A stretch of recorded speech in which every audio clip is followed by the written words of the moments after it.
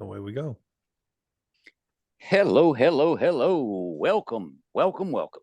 Boys and girls, I am very pleased to have this guest with us this week. Now, we've had him on our shows in the past, so you know what you're in for, and it's going to be a treat because we are going to be talking with the one and only Scott Baker, Dungeondan, Jen, myself, excuse me, Jen, Amato, Potato, Tomato, Amato. Are you fucking kidding me? Tomato, let's blow the whole thing up. Yeah. Well, I have just started the Nurse Alyssa series, and you have already been doing that. So, high, I can't even get the word out of my mouth tonight. Blah. Just fresh home from work. I'm tired. It is what it is. So Nurse Alyssa book 10 comes out today. No, but yes. Yes. Yeah. Sorry, I forgot this was pre-recorded. Brain fart. That was now awesome. I feel better. Now I feel better about myself tonight. So, with the book coming out, and before we went, on to doing the show here, Dan, you would ask Dan, how he thought of that book, and he asked you what you thought of it. Well, are you happy with what you did there? Me? Mm-hmm. Okay. Yes. I hated ending the series. I loved that series. There was some great characters, some great secondary characters. I put them in some unique situations, but I didn't want it to become like The Walking Dead season. God, I don't remember how many they did, where people just get so bored with the series, nobody reads it. So I'm bringing it to a conclusion. There's a lot of action. And Dan did the beta read. Dan will tell you I've got some very unique zombie kills in this one, but at the end of the book, it's done. One way or the other. So there'll be no more Nurse Alyssa books. There will still be some Nurse Alyssa, the tales from the Nurse Alyssa universe that you can get on my newsletter. But the Chronicles of Paul, which was the spin-off of Nurse Alyssa, is going to continue. So nice. And that's the book that's got that Dead Rising feel. That's the one where I do the bizarre zombie kills. Like in the end of book 2, they killed zombies at a logging camp. Okay, with a what? Logging camp. With all the logging machines. Wow. Yeah. Okay, so having read Paul 3, that's nothing. You got when you get into Paul 3, you're just gonna. I don't want to be doing the spoilers. I'm already trying to contain myself about Nurse Alyssa. Okay, well, unlike y'all, I've read all of them. Well, to avoid that happening, let's jump in the hot tub time machine and go back to the very beginning. Okay. First off, how long ago did you start the series? And the second thing I want to know is what inspired Nurse Alyssa? The first book came out around, if I remember, either 2019 or 2020. And I had a social media manager at the time, and she advised me. She said, okay, the book you want to write is a zombie novel about a nurse with no military training and that, and her trying to survive the zombie apocalypse. And I laughed and I said, that's never going to work. And she goes, trust me. Most of the people who read zombie books are women between 25 and 45. You make your character around late 20s, early 30s, put her in some crappy situations, it'll sell. So I did it thinking, okay, I'll placate my social media manager, and the rest is history. Okay, so when you first got to writing it, how much of the character had you already fleshed out in your mind? Like her personality, demeanor, all of that? Pretty much all of it. I'd had the background of who she was. She was divorced. The only thing she had going for her was, her cat who lived in her apartment in the haunt. And Archer, her cat, has become, which is based on my cat, who's over there somewhere, has become the most popular. I've had people write to me and tell me, I can kill off Alissa. I can kill off Chris. I can kill off everybody. But if I harm Archer, there's going to be hell to pay. Wow. Jeez. And then what I did was I took her personality And I said, okay, she's stuck in downtown Boston. She's an ER nurse. This is where the outbreak begins. What would I do in that situation? And of course, she grows over time. You know, she's the primary character. She learns how to defend herself. She learns how to fight. She becomes the de facto leader of the group. You know, she has to deal with the decisions or who's going to live, who's going to die. Cool. I loved Nurse Alyssa 1 just because it was so nonstop. When I first read it, when you sent it to me, that's the first thing that got me. Once it starts, it was just, it wasn't so much, it was just a fight to get out of the hospital and the city. There were so many obstacles that would take her back to step 2. Yeah. And I get to the point where I'm like, I don't think this lady's gonna fucking live. She does for 10 books. The other one that was like that that was the most fun I've had writing one of the books. The other one was book 6, when they get stuck on the island in Maine during the zombie apocalypse during the blizzard. That one was great. Yeah. That sounds atrocious. It is. But you know, it's absolutely, I mean, you can't see. It's a nor'easter. And they come in, land on a helicopter, and the next thing you know, they're being attacked by zombies. Can you imagine whiteout and all of a sudden there's zombies coming? Oh No. God, yeah. Yeah. I mean, that would be scarier than the old trope scene of them like coming out of a fog. I mean, this is like snow, dude. Like, Well, But I guess Go ahead. no, you go ahead. No, I Finish. was gonna say, and I've tried playing around with different things. You know, I added a bad guy, and I tried to make him really mean. I wasn't trying to make him like lovable or he like Negan and the governor, who did have a good side. I mean, he's got his good side as more. Book 4, I introduced zombies that had developed a pack mentality.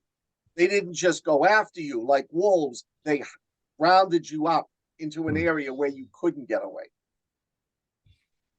My question was, Ooh. how do you keep the intensity going? You know, Dan said it was just nonstop. How do you keep that going in your writing without having a heart attack? It's not the intensity. I love writing the action scenes.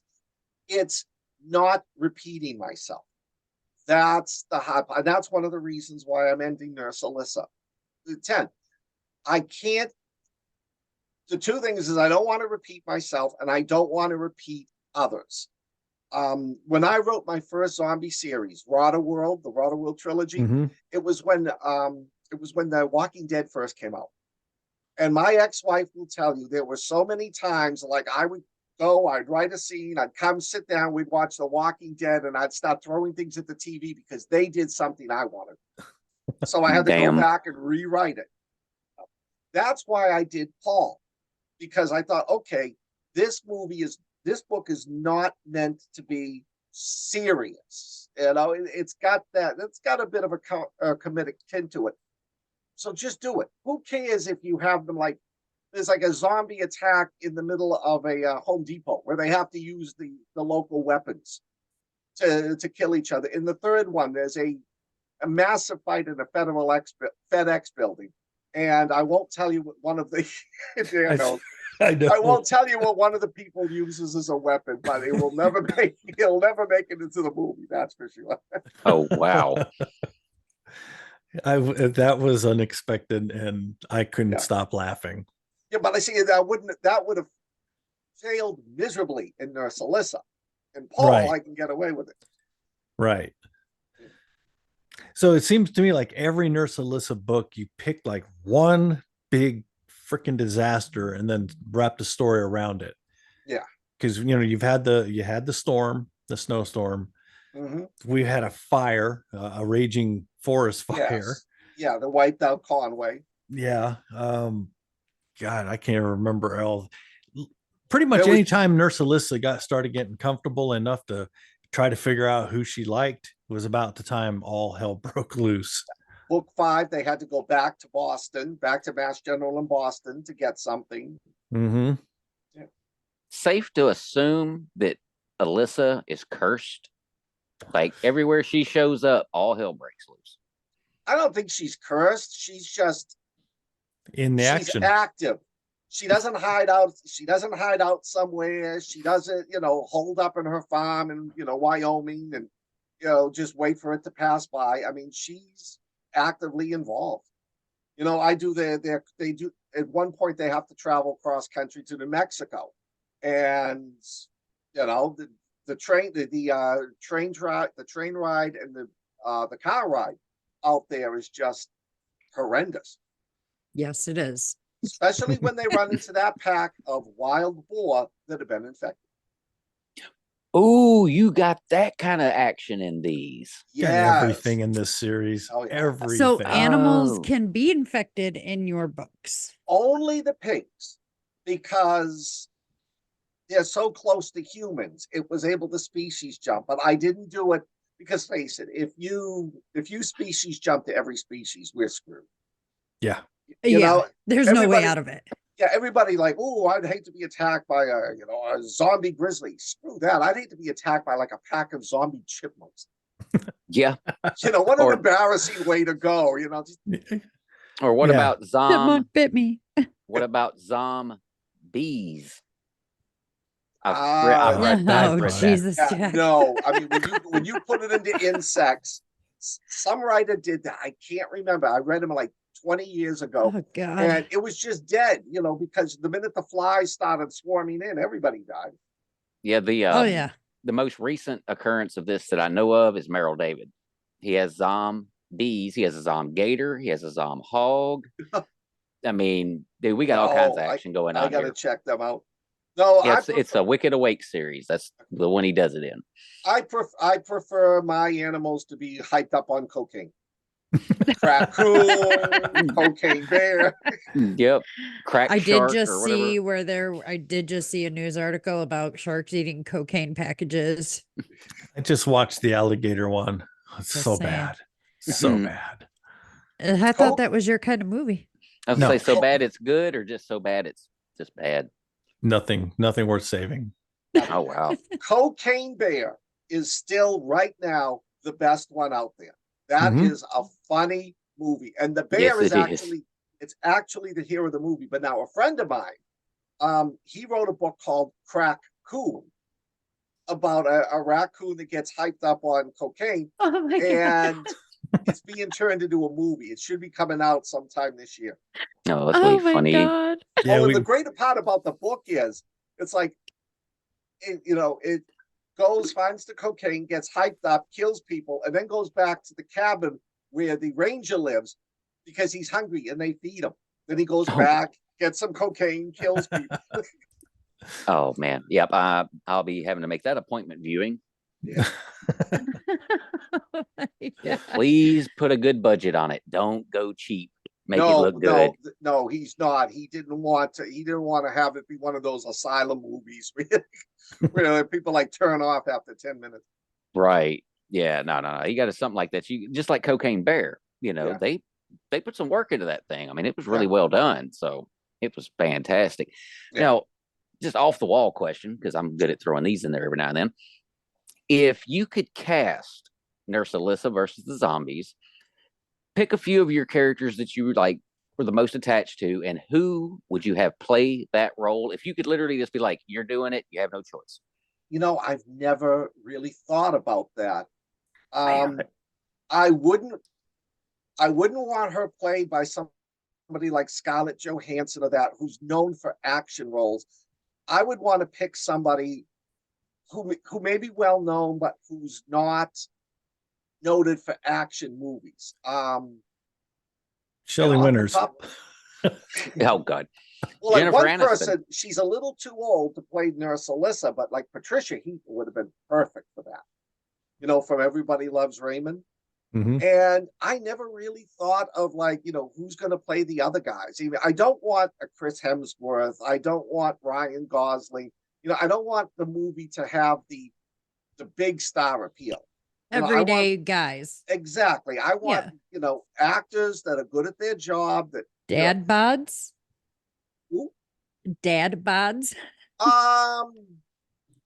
Not really, because one of them is a cop. He's unmarried. The other guy, his only companion is a dog named Shithead. It's the line in the book. Everybody's like, Shithead. And the owner goes, yeah, you don't know him yet. Oh, God, the more you say about all this, the more I'm just going to move y'all to the phone, mute you, and go back to listening to the audiobook. Man. I say I tried to like really get deep into it while I was at work. So that's usually where I get a lot of my listening in. Well, today was just one of them days where every time I turned around, I kept having to stop. So I got to really listen on the drive home, and I'm just about to get to chapter 7 is where we're at. So I've met the people on the roof at the hospital, and that right there, that's just mean.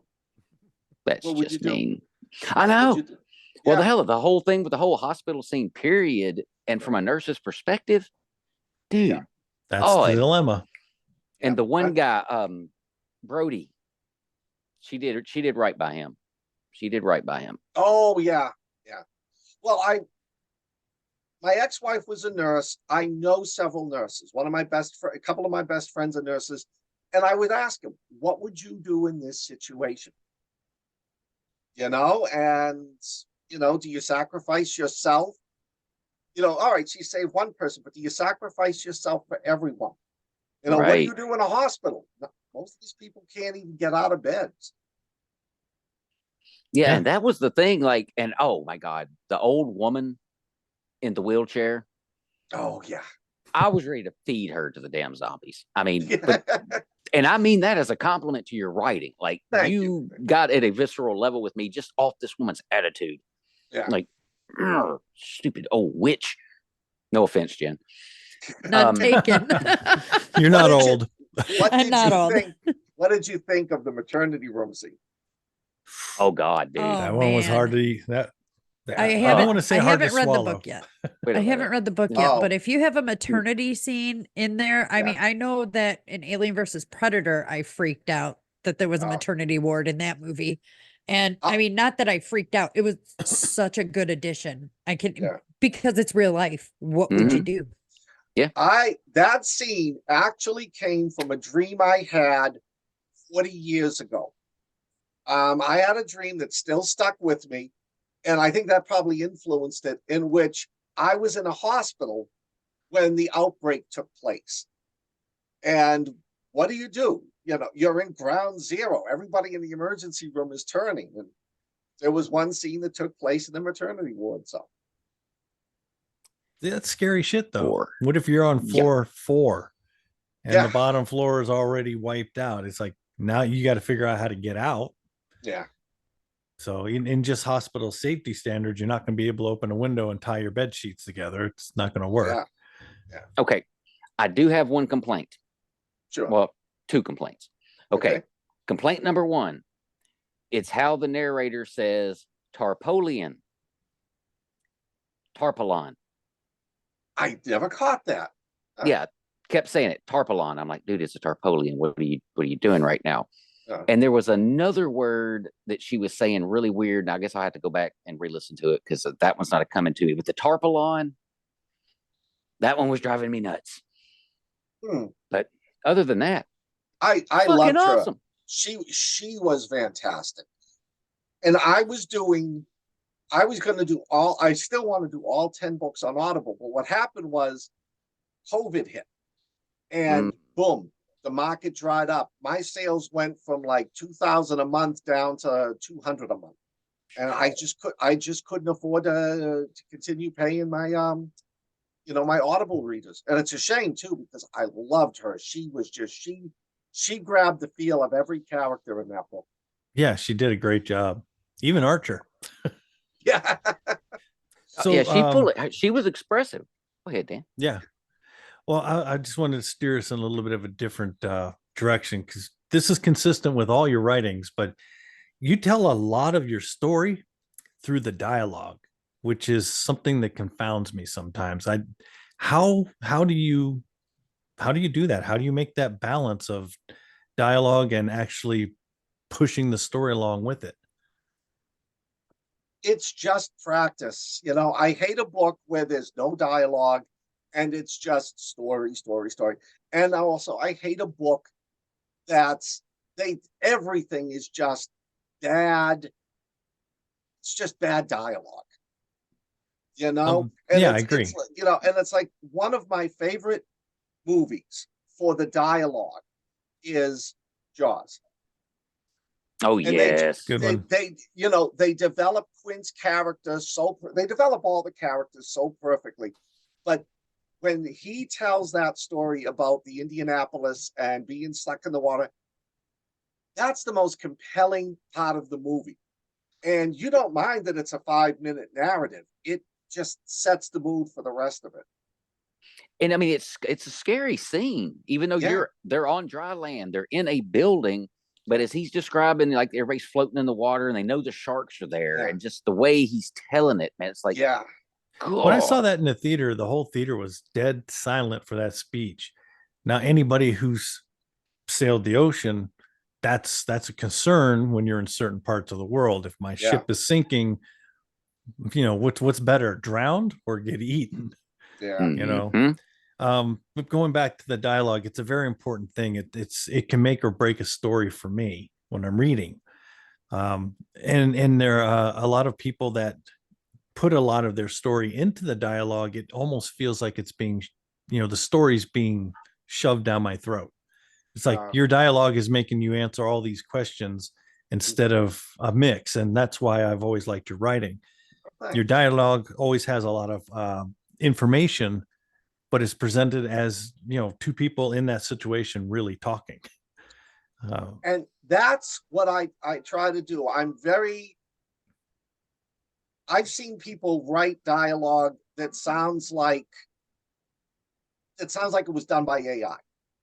Yeah. How do people really talk? They mispronounce, they use the wrong words. There are is the proper way. There are many things. I love using there's, because that's how people say it. And, I listen to people, sometimes I used to go to coffee shops and would just like sit there and listen to the people around me, how they talk, what they said, the expressions they used. See, this is why. Oh, sorry, Dan. No, go ahead.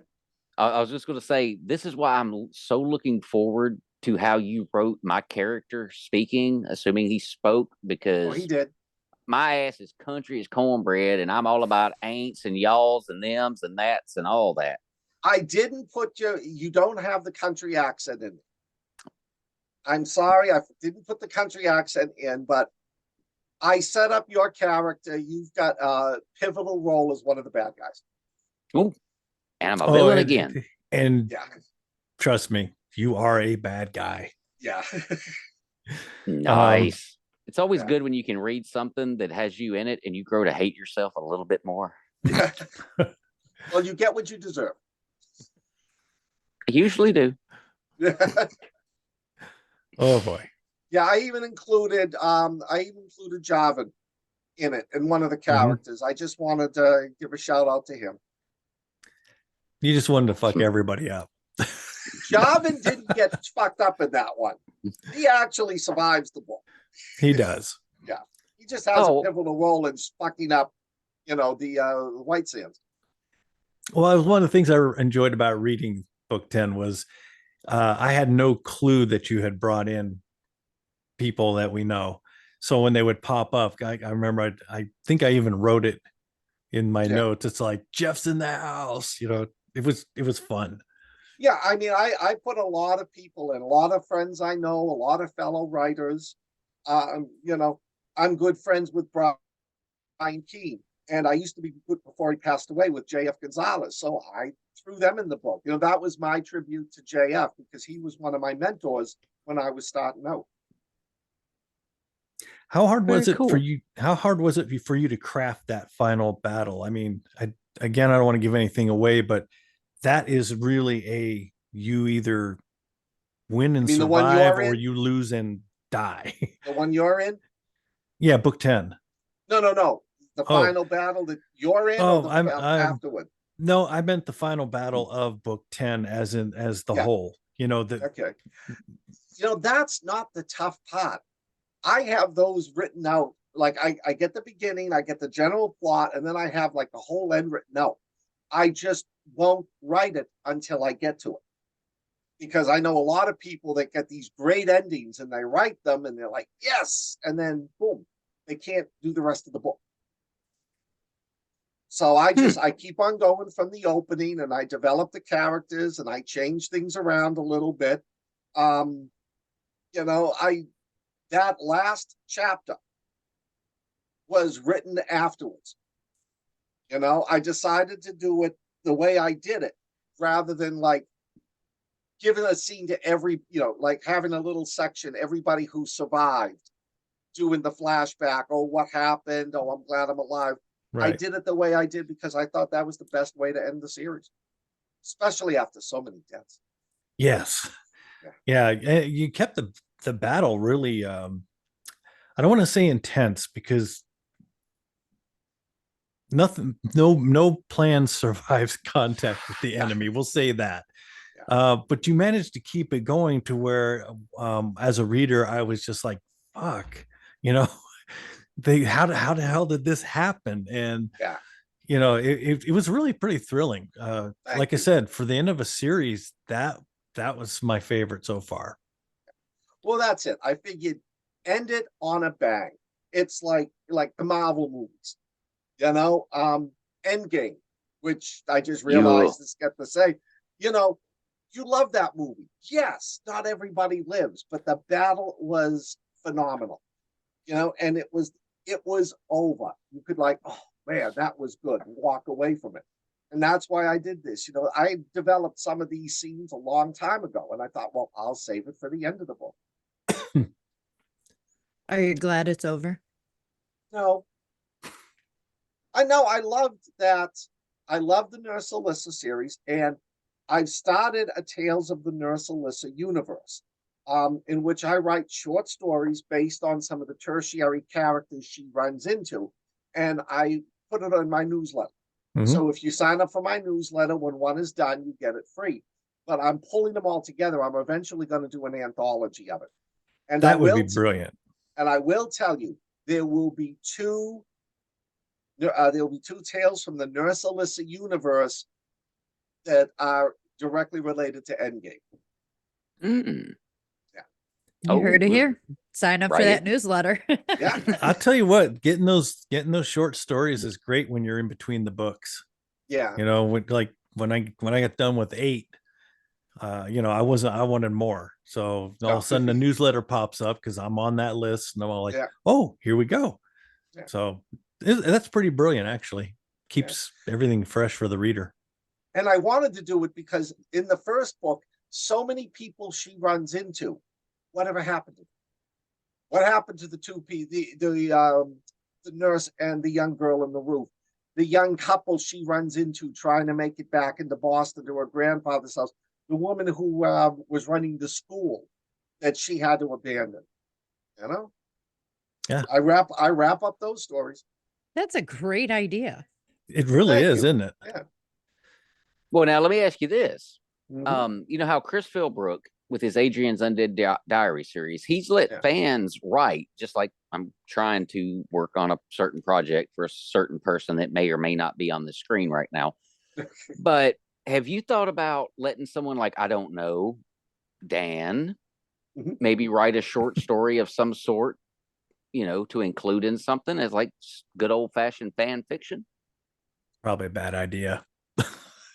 You know, I never thought of it though. I mean, you know, some fan fiction is really good. I could keep Nurse Alissa alive for a while longer. The series, not Nurse Alissa herself. Exactly. Yeah. You build a, because that's the one thing about the zombie apocalypse that makes letting the fan fiction thing happen is the fact that it's, in most cases, it's worldwide. So you could literally have people that are fans that live in Australia writing a story about what they were experiencing in Sydney. And then somebody else is here and here and here and here and like everywhere. And you've got all these different perspectives and vantage points on it. Well, it's funny. I've got a big fan following at a hospital in Australia. I don't remember what city it was, because one of the women read it, loved it. And, she wrote to me, and I like sent her a whole bunch of swag and that. And she gave it to like all the other people who worked the shift with her. They sent me pictures of them like pretending they were being attacked by zombies. That is How fun. That could be a great idea. I never thought that of is that. great. That is a great idea. Yeah. Big brain on Brad. Yeah.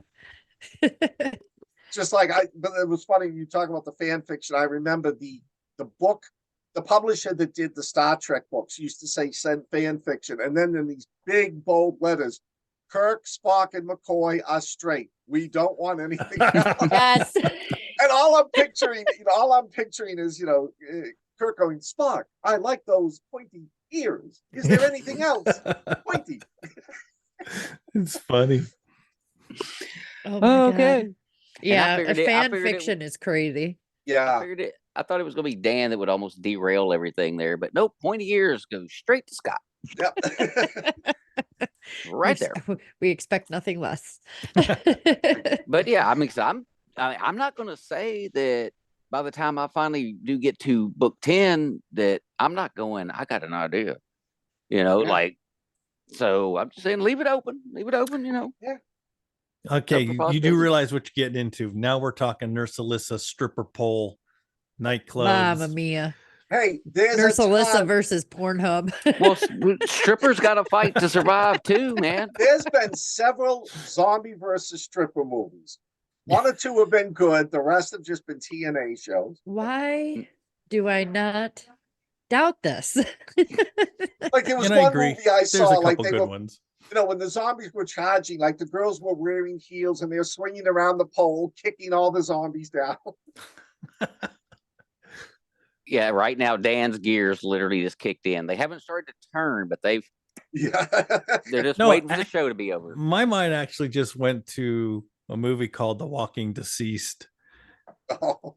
It's a parody of The Walking Dead. Yeah, I haven't seen that. Rick's got dead Lori doing a stripper pole routine. Oh God. Nobody liked her anyways. No, but I mean, everybody applauded when she got eaten. The movie's funny. Carl's is not, his name's not Carl. He gets mad at his dad all the time. Damn. Anyway, you up for talking about your other books?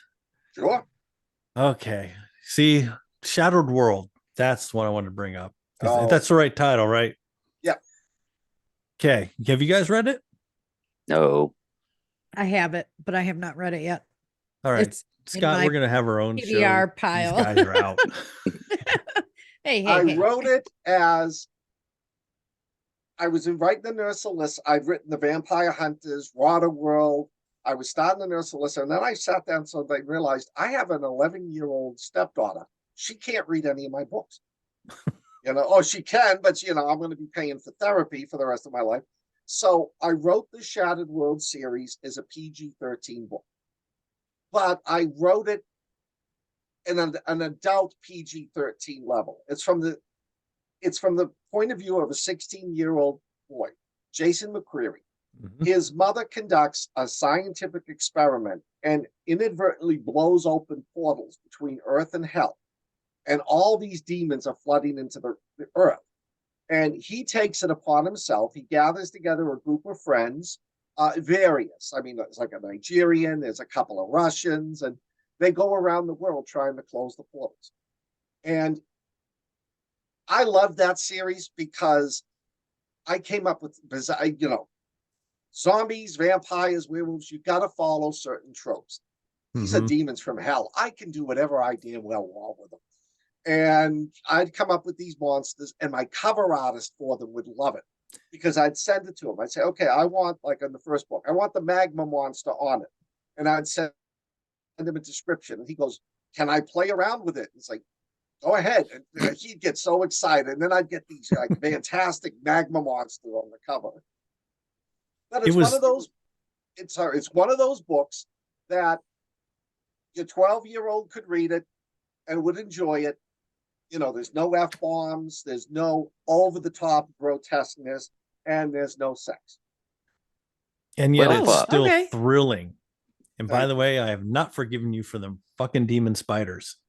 That was scary as hell. Oh, I Uh, definitely need to get on that one too then. Oh, book 4, yeah. Book 4. That shoot acid webs. They're Ooh. just nasty, Yeah. Okay, vile now things. do these have the effect? I mean, granted, this could be kind of a spoiler, at least as far as this, visual goes. But do they kind of work like the lasers did in Resident Evil? Like they hit you and you like go and like fall No. apart? Oh, okay. No. I mean, they shot out spider webs, but the spider webs were made of acid. Mhm. So if it landed on you, it's going to burn right through you. It'll burn your arm off. Oh, okay. Because I was picturing like how a spider web looks. So I was thinking Yeah, like it no. hits you, wraps, and then you just kind of cube Yeah. apart. No, it's You know. it was terrible. That was hard to read through. Worse than that, I guess. Yeah. Wow. So well, here again, you wrote it PG-13, yet as an adult, I found it thrilling as hell. And it was that's probably what the I first wanted. time I was rooting for a 16-year-old kid and his band of misfits to Yeah. do it. And of course, the ending of the series. I won't spoil it, but Yeah. that was another perfect ending, although Right. some people got fucked up. Yeah. Now, how many Well, books are in that series? 5 5. books in the series, and then it's Paris, Moscow, Manchuria, Tokyo, and then the last book they actually go into hell for a particular reason. And I have a very bizarre concept of hell. I don't know. I thought it was pretty good, actually. Yeah, I know, but I mean, it's like Satan is a woman. Makes Touché. sense. Yeah, I figured that. Yeah, Dan, me and you are getting some serious hate mail after this thing comes out. No, she's actually a very positive as a devil. I mean, no pun intended. I play the devil's advocate with her. The attitude being, if there's no evil, there's no good. So I'm actually I'm actually making all the religion happen, and yet I'm the bad guy in the whole thing. Which is fun. And in all fairness, Scott is not a misogynist at all. Thank you. Because he's got lots of women heroes in a lot of different books. One of my favorite are the Tatiana books. Oh, See, yes. I was gonna bring it up, and I figured Nope, Jen I would did. first. Goddamn right I did. I love that series too, which now I- that you're not writing Nurse Alissa, Titania. I am on the 5th Tatiana book right now. I'm about 20,000 words into it.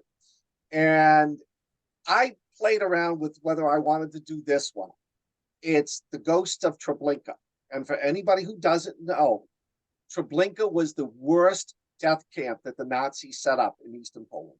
900,000 people executed. There was no slave labor. There was not. They brought them in. They killed them. They disposed of the bodies. They brought in more. So that was the killing machine right there. Man. That was. Yeah. And I'll tell you, it's partly based on a true story because my ex-wife and I, we're World War II buffs. So every time we go to Europe, we visit like Normandy, or we went once to Berlin where where Operation Valkyrie, where Stauffenberg and them led the coup, the failed coup against Hitler. And one time we went to see Treblinka. And my wife, my ex-wife was very attuned to the spirit world. And we were on the property and we were walking around, and she walked up to the monolith where the crematorium was, and all of a sudden stopped breathing. She had to run away because all of the spirits were there, like saying, this is what happened to us. She had to go to the other side of the compound and catch her breath. Wow. Yeah, Wow. that would have to be very rough for anyone who's very sensitive at all. Yes. Because there's so many different spirits that would be there, I would think. Yeah. Not that I'm Now, I don't know. But. you remember the Ghost of Salem Village, where I did the flashbacks, where I tried to accurately portray what happened to those accused of being witchcrafts. Yes. I do the same thing here. She has flashbacks of what happened to the people at the concentration camp. Oof. And I wanted to do that, not because I'm trying to make light of it, or make money off it, nobody knows. Very few people really know what happened during the Holocaust. That's the one Right. that nobody talks about. Yeah, No, they talk about Auschwitz. yeah. They don't talk about No, Yeah. they that don't. one. That I can't even particular place pronounce is it. almost like you don't. Treblinka. Treblinka. And she goes through a series of flashbacks of what it was like to arrive at the train station, what happened when you got into the gas chamber. They didn't have a crematorium at Treblinka. They burned the bodies pits. Well, first of all, they just buried the bodies, and then when the Soviets approached, they had some of the laborers dig up the bodies that were up to a year old, and then throw them into fire pits. Ugh. So I did a lot of research on this, and I tried to relate exactly what these poor people went through into the pages of the book. Because I mean, God, we got people out there today saying it never happened. Yeah, we do. Yeah, sad. Okay. Well, now when you say research, I automatically remember who you used to be in a former life. Yeah. And this is a man that can get access, just saying. But how many like physical man hours did you put in, like making sure you had every detail as close to perfect as you could get it? I picked 2 or 3 books that I thought were really, they got good remarks, they got good reviews on Amazon, high ratings. And there was one book. Oh, looks, I might have it handy. I do, but his head is so sexy. I know all about it. Thank you. Treblinka, A Survivor's Guide. Only of the whole camp of the 900,000 people that died in there, only 86 ever broke away during an escape attempt, and half of those died before the end of the war. That is their recounting of the few survivors after the war at the trials, telling what they saw and what went on. Wow. Shit. Yeah. Well, I do have a suggestion for something you to check out. Excuse me, got a little indigestion going on. Yay, perfect timing.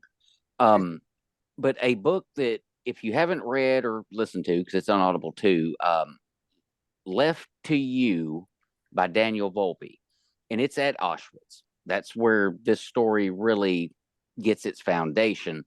And man, it hits you in the chest. Like just the way they were treated, the things that they went through, the way certain ones, if they acted a certain way or provided a certain service, they would be, elevated. They wouldn't have to deal with the same crap that the others had to deal with, and it was just, man, it was dark, and it's a novella, so it's not a heavy read. But when you said that you were like a big World War II buff, I'm like, need to check that one out, because man, there's a movie coming out, and I'm very anxious to see it. It's based on a novel, which is based on the transcript of, so I'm showing books, the Commandant of Auschwitz, Rudolf Höss.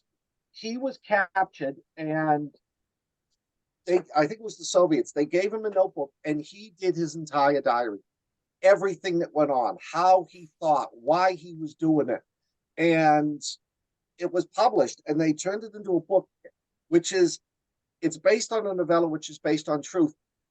Him and his family lived in this beautiful house right outside Auschwitz. On the other side of the wall, when there was a million Jews, gypsies, Freemasons, and that being executed. And it's all about how she thought this was the most wonderful life. They were living in a beautiful place. They had a flower garden, and it's a perfect contrast to, how ththese people thought, even though what was going on behind them was just genocide. Kevin saw that movie. My friend I don't Kevin. think it's come out yet. He saw it in the theater. He's in San Diego, so you know how California always gets. Oh yeah. Yeah. He actually went and saw it. He said it was kind of a head trip. Yeah. I'm excited to see how you get her to go out there. That's going to be an interesting story development. It's not really that because of the popularity she's gaining in the other 4 books. Have you read all 4? Oh yeah, I did. Remember at the end of the 4th book, she gets the phone call from the Yeah. Polish embassy. Yes. They ask her, will you come out? We've had an incident out here, which I describe in the 5th book. And, all expense paid. She goes out. And in this one, she gets in way over her head. Yeah, that's a lot of spirits that she's going to have to deal with. But Oh, yeah. she's up for the challenge. I know she is. Oh, yeah. She is. I think if I love Tatiana as much as I do, I think I'm gonna love Nurse Alissa. Oh, yeah. You do very well at You- writing Yeah. strong female main characters. And it's shocking because you're a male. He's I got know a good. what you He's mean. got It a. sounds he- insulting. He's in touch with his feminine side. Come on, man. My worst trope. The thing I despise, I love 1950s horror movies. Them, The Thing, any Beast from 20,000 Fathoms. The movies where the female main character was tough and strong, I love. The female characters that do nothing but see the monster and scream, and then they go helpless, so the men have to come in and Where they say, faint. Oh, yeah. Or when they scream, it's like, yeah, I hated that. that's Yeah. I mean, my ex-wife, if you got her pissed off enough, oh hell, she'd scare the shit out of Godzilla. I just appreciate how you do write your female characters because they're Thank not usually, from what I've read, previous male authors writing about female characters, they're all like either super, super bitchy or super, super, would it be undersexed or oversexed? They're Oh, just horny all the time, Yeah. and they're ready. And it's just, for me, it's like, there is a Midland of us women who we're tough and we do like, our men. And, it's just, I love how you do it and you do it so well. thank you. You will love Shattered World. Yes. Jason is the main character. The secondary character in the first book is a woman about 4 years older than him. Oh, about 5 or 6 years older, Sasha. And she is so bloody kick-ass in this one. In the first book, she carries one of those chain guns like they had in Predator. Mm-hmm. And she'll stand up there and she'll just mow demons down with them. So Yeah, she's yeah. a good character. Damn One my of my TBR favorite. list is getting so long. Oh yeah, add these 5 books to it. I really like the one character in Shattered World. And I'm, for the life of me, cannot remember her name. The Russian girl from when they were going to Moscow. You remember the tough one that they all picks thought them was. up in the Ukraine. Yes. I can't remember her. I want to say Svetlana or something. Svetlana, that's what it was. Yeah. She Yeah. was a good character because let's just say that she evolves a bit. Yeah. She's not as ice cold as yeah. Yeah, I that's don't want to okay. say anymore. I don't want to ruin anything. So do you find it difficult to write? I mean, obviously with your few, series that you've had, you do well, and we've already complimented you on how Thank well you. you write your female main characters. Do you find that it's very difficult, or is that something that's developed over the years, or has it just been you just done always been knowing? I've always been, I'll be honest, a lot of it comes from working at the CIA. That's when I started writing my first book. And the CIA, well, I don't want to say they never do it because there's a lot of jerks. The CIA hires the best people. I worked with brilliant women. I worked with women who were, Allison from the Vampire Hunter series is actually based on a woman I worked with who almost made it into NASA, but she had like bad eyesight in one eye, so she couldn't do it. And she was beautiful, charming, intelligent. I mean, and I was the team chief, and she made me look like the manager at McDonald's. But she was a team player, and she was tough. That's the type of women. That's the type of women. Somebody who can just jump in and take charge. It doesn't matter. We have one of those. Oh, Right there, the guy with the beard. That Got was him. great. Got him. Yeah, I did not see it coming. You just got 10 points. I Beautiful. mean, I've never seen, like in the movies, I love a strong female character. You know, that to me, and they don't have to be running around, in, a suit that covers only 10% of their body. Right. You know, as long as they're It's not tough, very as long efficient. as they're kick ass. Buffy It the helps. Vampire Slayer is like a perfect example. I loved her, growing up. Oh hell yeah! Now, but dude, I'm gonna tell you right now, if I find myself trapped on top of a rooftop, surrounded by zombies, the woman could show up in like messed up sweatpants and a wife beater, and I'm gonna be like, "You're the greatest." Yeah. You know, like I'm it totally don't- getting in a too small leotard myself. What You are know, and those I'll tell wrestling you- one singlets? Onesies, Are they the singlet, yep. singlets? Yep. Yeah, I'll have more room. Joss Whedon had an influence on how I write. I loved, especially the end of the second season, where he could bring in tension, action, and comedy, and blend them together so perfectly. Everything else about him being an asshole aside, he's a brilliant writer. Yeah. And that's the end of that second season was like, damn, I gotta, I hope I can write as good as him. Another influence, and you'll laugh at this one, is Kyle Kolchak, the Night Stalker. I love him. I loved the opening monologue and the Yeah. ending monologue and the way he wrote through the whole thing. He's the one that inspired me to become a writer. That's a good one. Yeah. You guys have never seen Night Stalker? I bought it on Uh, the DVD set. I watch it every now and again. Is this a TV series or It was a movie? TV series in the Series. 70s. Yeah. Oh, Oh. okay. Aaron Yeah, McGavin. I was busy being born back then. Me too. Darren McGavin was a reporter, and every episode he ran up against like a voodoo zombie or a vampire or Jack the Ripper or aliens or a werewolf. And I mean, they were cheesy done. It was 1970s, Oh, yeah. But they were still good, Yeah. and every time the police tried to shut him up, and at the end of every episode, he finds out the truth, takes the pictures, and then the police squash the story. Yep. So now, did you go out and play Kolchak like after you watched an episode? No, it's just He's lying. He is straight line. That reaction right there. the spookiest Gave thing him I away. ever did was like try to find my dribble when he got lost. Dan, no comment. Good thing you said that. I had 10 of them. So, you've written about a lot of stuff, and I know I mispronounce his title all the time, and I don't care. Yetsu. Yaitso. Yetsu. Yaitsu. Yaitso. It Yeah. is my homage. I don't remember how you pronounce it. To the Homage.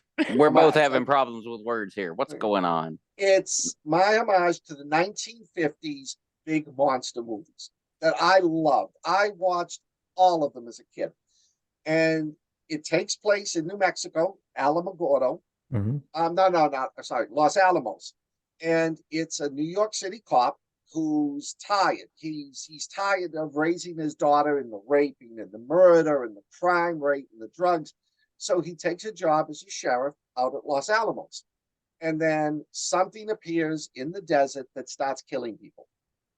And it's exactly like a 1950s movie. The first third, you have no clue what it is. You're trying to figure it out. Then the second third, it's like, okay, now we know what it is. Now let's figure out a way to kill it.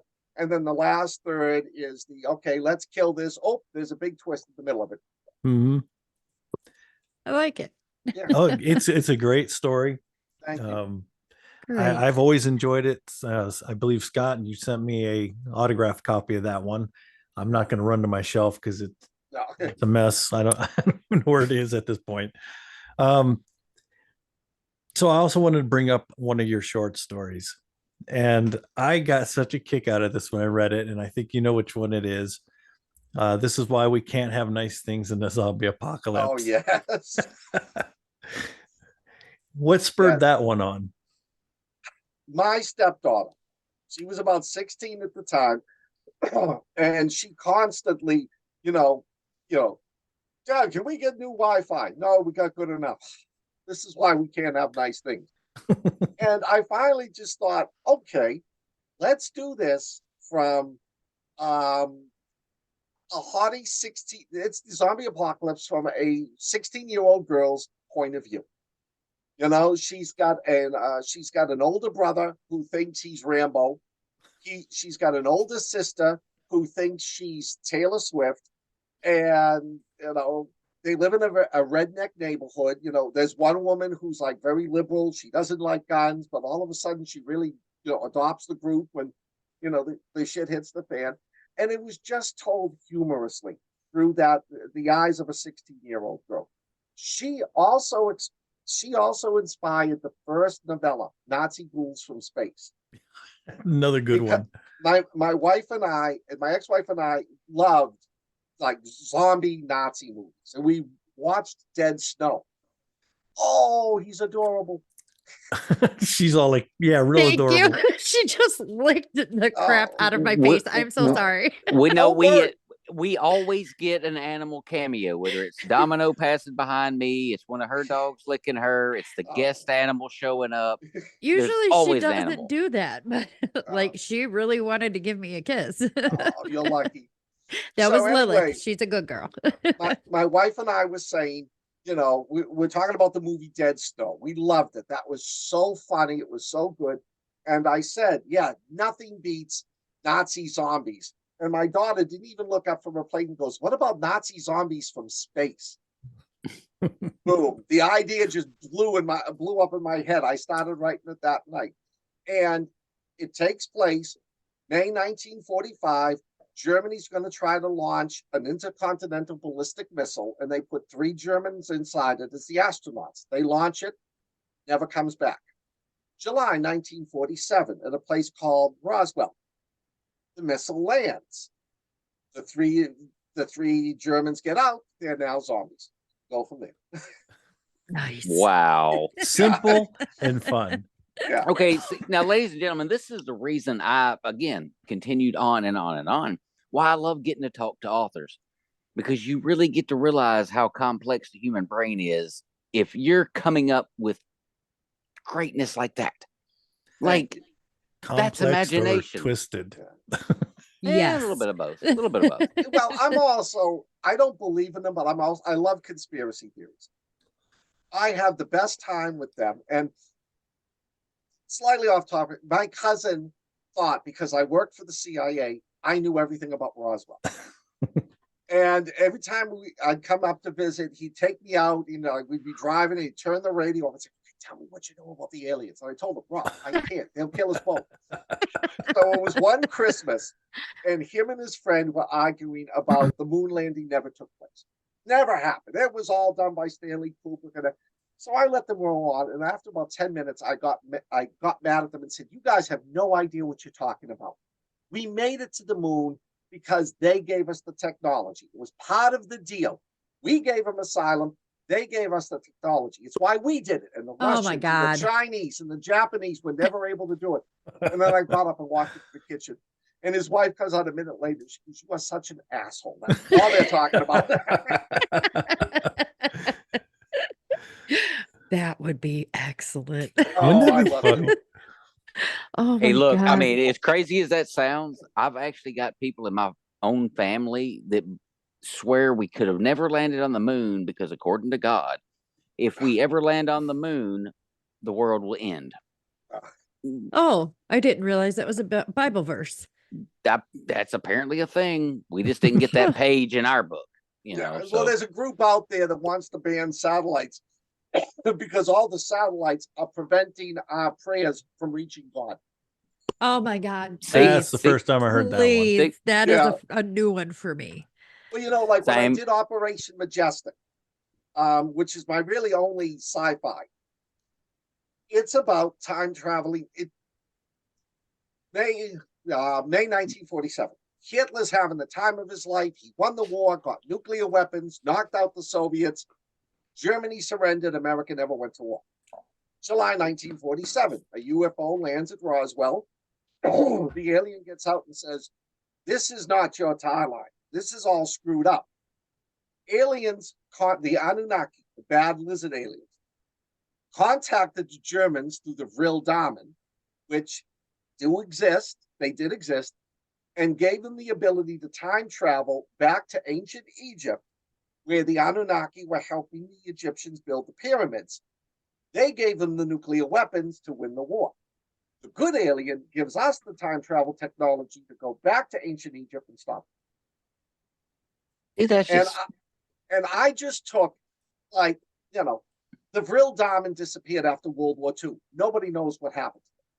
The Hans Kammler, one of the top evil scientists, disappeared after World War II. Nobody knew what happened to them. I just take all of these conspiracy theories, all these ancient alien shows, and just tried to mix them together so it made sense. man, I Man, literally that's a great freaking idea. That is I a great idea. I literally freaking hate you right now. You're out there doing stuff like that. I'm over here trying to figure out how to write a Looney Tunes style short story using my cat Domino that can grow quills out of his body and have him not use them as he kills the little animals that try to steal the fish that his buddy Rich is catching. Well, I have got a story I want to. I got a story I want to write where a family buys a house with a Ouija board built into the floor right in front of the fireplace, and their black cat playing around with the bob Pendulum. Pendulum summons up a demon. Planchette. why I'm I sorry. don't It's a trust planchette. cat. It's Planchette. It's Planchette. Yeah. Yes. I just figured that would be so. I could just picture the cat. Yeah, I got Your next some. one. I mean, got you some can peop- use a pendulum over the board too. That's a Yeah. whole different thing.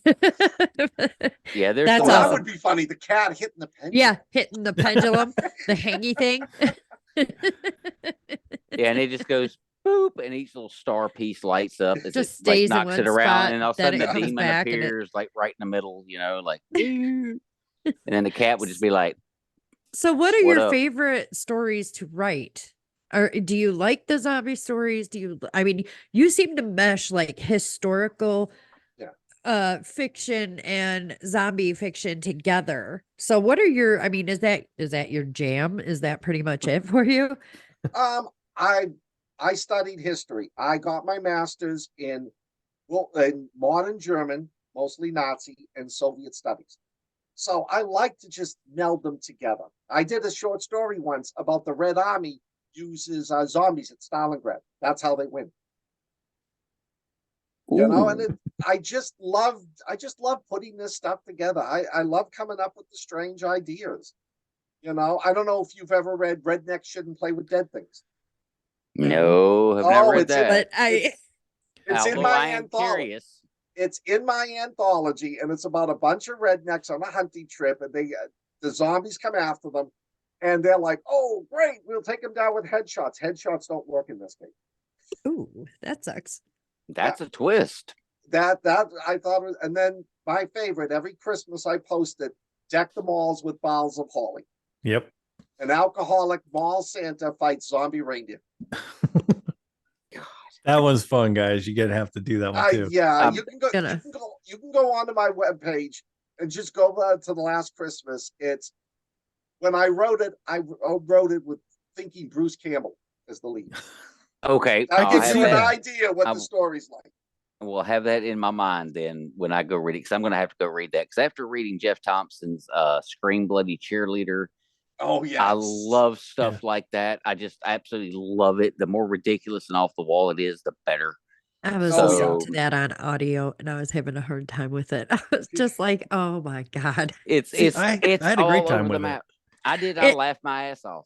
Oh, I am laughing my butt off in the car by myself on the way to work. That's why I love this Epic Mayhem series. That Yeah. was just so tongue in cheek. Yeah, and I'm writing a prequel to that, and it's like it's so hard. I have to be really careful that I'm making sure I got the right cadence and the stuff like that. But his Epic Mayhem was amazing. I loved his Guardians of the Apocalypse. That's one of my favorite series. The one book I'm really sorry he never got to finish, and he told me that he didn't finish it because it was too real was the third book in the super volcano eruption. Yeah. Yep, the fall series. Yeah. Yeah, thank you. And he said, I said to what he says it's written. I said, why don't you publish? He says it's too realistic. It's too much like what's going on right now. Fred. See, this is kind of where I got to first meet you. He heard I you. see, He looked at me. He looked at he's me. looking. Fred. I said, Fred. And he looked up at me. He's There literally goes the tail. that Boy. tail's wagging. Now the Look at tail's him. wagging. He's like, I'm on TV, Daddy. Well, this is how I met Scott, actually, was through or after reading Jeff's books. I've said it several times, and I'm going to say it again. When you have zombies on a ship, that's not easy to write. That's scary shit, you know? And so I was trying to find something else, and I ran across one of Scott's short stories about zombies on a ocean cruiser, I think it was. Cruise of the Living Dead. Cruise of the Living Dead. And it was in an anthology book. And this is where I first started reading Scott's stuff. And then I liked it, and I started reading more. And then I, reached out and contacted him, let him know. And this is why I go all fangirl every time Scott's on our show. It's just like, Thank you. Now, Jeff's books, yeah, I love them. They're zombie porn. I mean, it's not 3 or 4 guys in a Jeep fighting zombies. It's a U.S. destroyer, U.S. Coast Guard vessel coming up to the shores of Honolulu and just open firing with everything they've got. I mean, it's just over the top, and I loved every minute of it. And again, the thing I love, though, is the fact he gives you coordinates. Yeah. Like, you could literally go look it up on a freaking map and go, yep, we're right here. Like, okay. yeah, Damn, he was detailed, no doubt. Yeah. But he was insane. I Well, just you know what really liked it. He got me hooked on the first series, the first book in the series, when the zombies were taken over. I think it was the aircraft carrier, and the captain blew up a nuclear weapon and wiped out the flight. And I'm like, Talk about not holding back. yeah, it's like, okay, I'm really going to enjoy this book. Yeah, this is where we're starting already. Yeah. Yeah. This is how it's going. So what in the future, what is your future? You're definitely working on book 5 and Tatiana. I'm Yeah, working on book, because Jen said so. Yeah. I'm working on book 5 in the Tatiana series. I'm scary if you don't finish No. the book, I mean. Ooh. No, that kind of turned me on. Huh? That's what I'm here for. Working on the 5th Tatiana book. That series is going to go for a while. I will soon, near the end of the year, I'll be working on the 4th Chronicles of Paul. I am now starting a new series. I'm started to write it. It's about a solar flare. The worst solar flare in history that just wipes out all electricity on Earth. And I'm doing this one from the point of view of a single mother who gets trapped in a high-rise building in Boston. Her daughter, who happens to be on top of a Ferris wheel in Canopy Lake Park and gets stuck there, and her brother, who's working at a nuclear power plant when all the power goes out. Jesus Christ, you don't do anything simple, do you? No, never. And after I get those 3 done, I have written, all I got to do is edit it. I am going to finally start my World War II series, OSS, Office of Supernatural Services. It's going to be an OSS officer, an MI6 female officer fighting the Nazi occult. And that's, oh my God. again, that's a book that I've taken all of those bizarre occult stuff, the Nazis. My ex-wife made me watch every ancient alien show there was. And I'm melding it all together in a history with the most fucked up, bizarre ending you'll ever see in a book. Oh, I'm so excited for it. Yeah. I am Right. so excited for it. Thank All right. you. All right. So, Jen, can you hear your bank account crying already? Because I Yeah. can sure hear My mine. pockets hurt. Hell, My card is already yelling at me, bitch, no. I'm already trying to figure out how I can get overtime. Hey, I Like- don't have a problem with that. I can get over. I'm all caught up on his writing, so I'm just waiting for the new stuff to hit. I'm Dan, not. Dan, Dan. Yeah. Yes, It I'll just take sucks. that eagle. Thank you. Double. And this one. 3 for. Yes. Well, anything else? I'm saving the other one for Jen because I'm sure I'll have a reason to give it to her. You know me so well.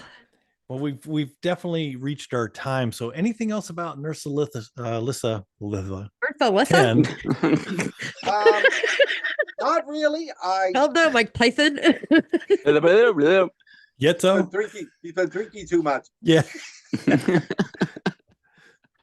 No, I hate ending the series, but I wanted to end it on a high note. I didn't want to end it, where people are like, oh, Jesus, when is this shit going to end?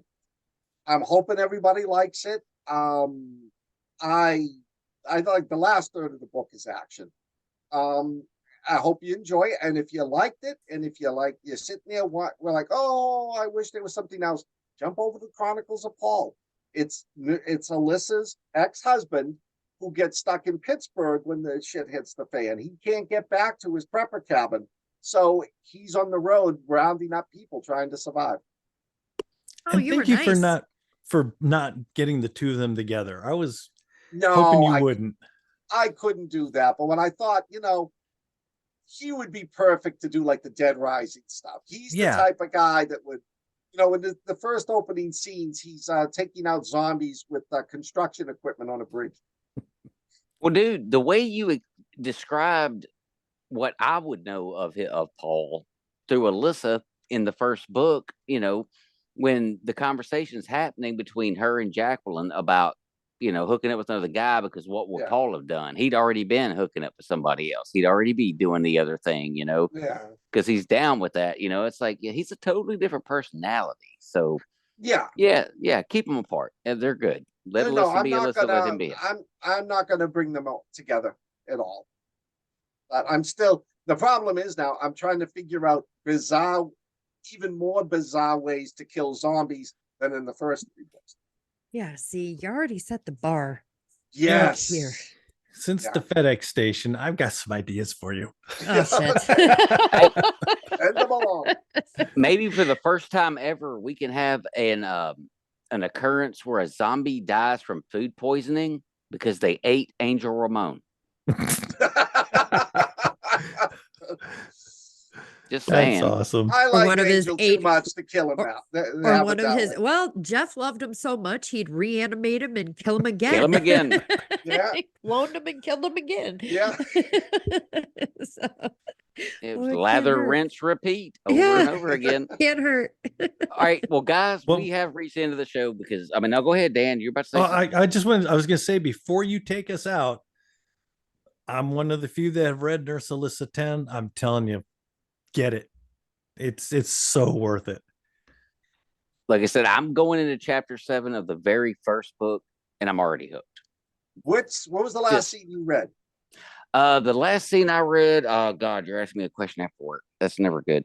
But she's left the hospital. She's going down the scaffolding, and she's damn near died just trying to get down the scaffolding. Oh, that was the word. Scaffolding. An hour later, he got it. No, because she kept calling it scaffolding. Oh, scaffolding. And it's like, no, it's scaffolding. Say it right. So you haven't got to the Tobin Bridge yet. I was about to say, you're not at the bridge yet. Yeah. Nope. Not yet. It's going to get messy. Okay. Have fun. Stop. Everybody stop, because I'll be firing that sucker up as soon as I climb in that piece of crap Chevy Malibu rental car in the morning. But at least I got all the cool features and shit with the little screen and everything. It's great. Anyway, ladies and gentlemen, this has been the book release party for the one and only Scott Baker's Thank you. Nurse Alissa versus the Zombies, Book 10, Endgame. Endgame. Yes. Endgame. This is it. It's over. Aside from short stories, fan fiction, maybe.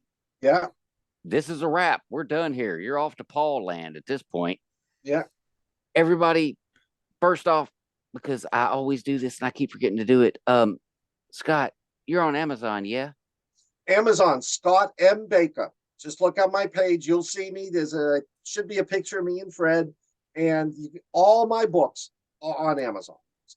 And for the record, the M stands for motherfucking, just well, so the rest of you all know.